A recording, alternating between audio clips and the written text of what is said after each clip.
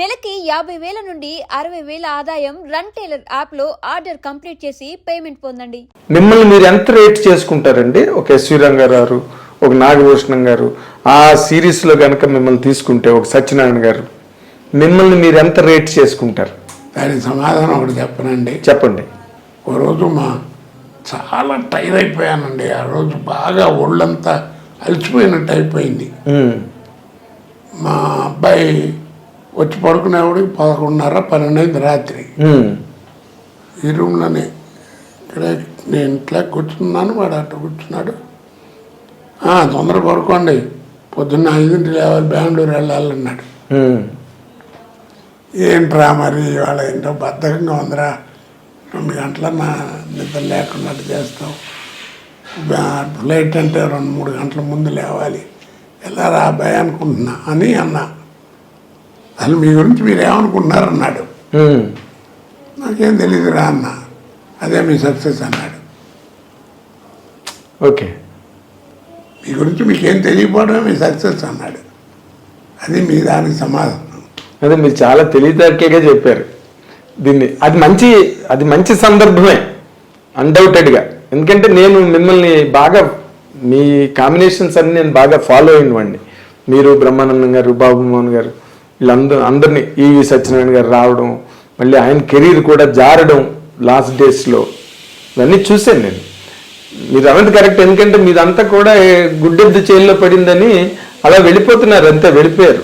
మీ మీద మీకేమీ ప్రాపర్ ఇది లేదు. కానీ మీరు అవతల వాళ్ళని అనేటప్పుడు మాత్రం కత్తి వజ్రాయుధం వెళ్ళి పేక కోసేసి లాంటి స్టేట్మెంట్లు ఇచ్చేవారు. అవతల వాళ్ళు అది పట్టుకుని బాబాయ్ కోట మమ్మల్ని ఎంత మాట అన్నాడు అసలు. ఏమండి, అడిగేవాళ్ళేమో ఎలా అడుగుతారు, కోటగారు జోక్ చెప్పండి, అమ్మి జోక్ చెప్పండి, అది మా సినిమా టైటిల్ ఏమనుకుంటున్నారు చెప్పండి అని అడిగి చెప్పించుకుంటారు, ఆనందిస్తారు. మరి ఏమన్నాను, ఇప్పుడు మాట్లాడకుండా కూర్చున్నాను అనుకోండి, ఏమైనా కోట అసలు ఏంటి అట్ట కూర్చుని ఏమైనా అర్థం ఉందా, ఉన్న చోట ఇట్టగా అంటారు. ఏదైనా గట్టిగా ఏదైనా ఉంటేనేమో. కాకపోతే ఏంటంటే మీరు అన్నట్టు స్ట్రైట్ ఫార్వర్డ్గా ఉంటుంది నా మాట. అవును, లౌక్యంగా అయితే చెప్పడం, చాటుకెళ్ళి మాట్లాడటానికి దరిద్రం ఉండదు నా దగ్గర. డైలాగ్ బాగా చెప్పలేదు, రాసాయంగా ఉందని చెప్పేసి. అవును, నేను అలాంటి చాలా సందర్భాలు నేను చూశాను లొకేషన్స్లో. మీరు అనడం, వాళ్ళు దాన్ని అవన్నీ నేను చూశానండి. బట్ వాళ్ళు కూడా పాపం కోటగారు చెప్పారంటే ఏదో ఉంది విషయం అనుకుంటారు తప్ప, అంటే నేను పర్సనల్ క్యారెక్టర్ గురించి పెద్ద మాట్లాడినండి. అంటే 10 మంది ముందు విమర్శించడం అట్టని చేయను. అదే మామూలుగా జోకులుగా ఉంటాయి. అదే గులాబీ వచ్చినప్పుడు వర్మ కృష్ణవంశీ హాబీ 2 తీరేయని, గులాబీ సినిమా వచ్చినప్పుడు అవన్నీ బాగా పాపులర్ ఇండస్ట్రీలో. అది చెప్తున్నా నేను. అలాగే అడిగి చెప్పించుకుంటారు. గబ్బాలేమో కొంతమంది ఏమో నవ్వుకో. ఒక రోజున అక్కినేని నాగేశ్వరరావు అన్నపూర్ణ స్టూడియోలో మర్రి చెట్టు ఉంది కదా, దాని కింద కూర్చేసి కూర్చునేవారు సాయంకాలం పూట, అప్పుడు మధ్యాహ్నం పొద్దున పూట. రోజు అడుగుంటే కోటారావు అని పిలిచారు, వెళ్ళే. పాపం మహానుభావుడు, ఎంత ఇష్టం. ఇద్దరు అని సినిమా ఒకటి రిలీజ్ అయింది.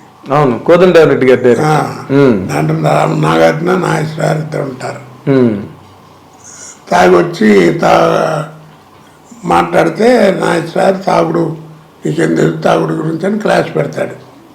అలా ఇంట్లో తల్లిదండ్రులు ఒరిజినల్ మాట్లాడుకున్నట్టు ఉంటాయి.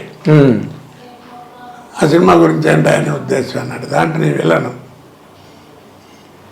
ఏముంది చెప్పు సరదాగా, అందరూ అంటుంటారు 4 మంది అన్నాడు.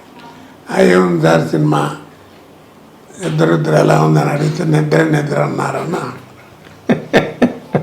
చాలేదా నీ లెవెల్కి చాలేదన్నాడు. బాగానే ఉంది కానీ చాలేదన్నాడు. చేతిలో మామిడి మండ ఒకటి చిన్నది పట్టుకుని ఇలా అనుకుంటూ మాట్లాడుతున్నాం. ఇది లెవెల్కి చాలలేదు అన్నాడు. ఏముంది సార్ కొంచెం బాధపడతారేమో అన్నాడు. పర్లేదు చెప్పు అన్నాడు. ఏం లేదండి, తాగొచ్చి మీతో మాట్లాడుతుంటాడు కదా, మీ ముందు ఎవడన్నా తాగుడు యాక్షన్ చేస్తే ఎవడన్నా నవ్వుతారు, మీరు ఎంత పాపులర్. ఇలాగే మాట్లాడి లెక్కరికి లిక్యూర్కి తేడా తెలుసా, అని ఏదో మీటింగ్ పెడతాడు ఆయన. ఇంటర్వ్యూలు అందరూ వెళ్ళిపోతున్నారండి. ఏమో వెళ్ళిపోతున్నారు ఏంటి సినిమా వాళ్ళు అది కదండి, వాళ్ళిద్దరూ ఏదో father and Sons family affairs మాట్లాడుకున్నారు, మనం వినటం బాగుండదని వచ్చేస్తున్నాం అన్నారు. అన్నా ఆ చిన్న మామిడి పని పేర్లు కొట్టి బయలు చెప్పారు నవ్వుకున్నాడు. అలాగే చిరంజీవి గారు కూడా అలాగే ఎందుకంటే చెప్పేది నాగేశ్వరరావు ఒక ఫంక్షన్లో బ్రహ్మానందం గారు కూడా ఉన్నారు. బ్రహ్మానందం గారు ఫంక్షన్ అది, ఆయనకి అభినందన నాగేశ్వరరావు పెద్ద ఆయన చీఫ్ గెస్ట్ ఏదో మాట్లాడుతున్నా ఎప్పుడు వెళ్ళలేదు. నాకు పద్మశ్రీ వచ్చినంత ఆనందం వేసింది ఆ రోజు, ఇప్పుడు కొన్నేళ్ల క్రితం.